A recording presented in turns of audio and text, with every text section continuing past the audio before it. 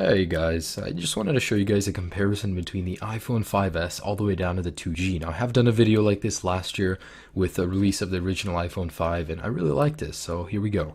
Now, in advance, I do apologize for the number of hands on the screen. I had to get some people to help me with this.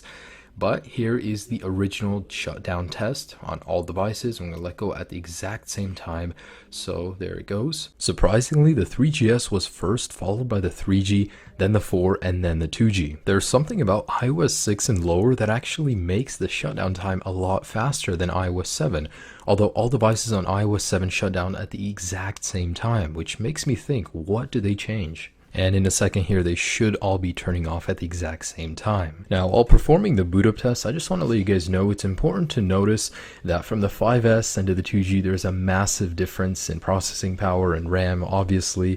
Also, the software is different, so that could majorly affect this. Now, I wasn't too surprised because the 5S, of course, came in first, followed by the 5 and 5C. What came next was actually pretty surprising, and just to let you guys know, all of these devices are freshly restored, non-jailbroken, completely stock. So the 5C and 5 was followed by the 4S, and surprisingly, the 2G came before the iPhone 4, then the 3GS, then the iPhone 4, and then the iPhone 3G at long last. That was actually really surprising for me to see because these are all running the latest firmwares, and the 2G is obviously not as powerful as the 4.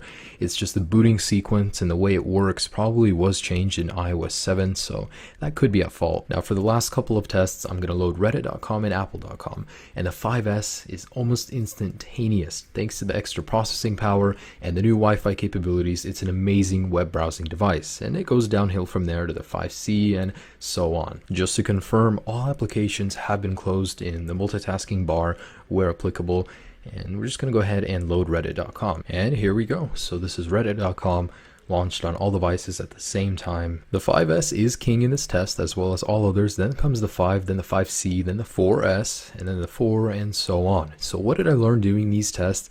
I learned that the amount of processing power is greater, of course, as a generation goes on, but it's marginally less noticeable the higher you go. So if you have a 5, I wouldn't really recommend upgrading to a 5S just based on the fact that you want an extra little bit of power because it has an amazing amount of power as it is. If you're always upgrading to the latest and greatest just based on that little spike in power, this video I just showed you guys that it isn't even that noticeable in your day-to-day use. So these videos I always enjoy making, guys. I really hope you guys liked it as well. Have a great day, guys. Peace.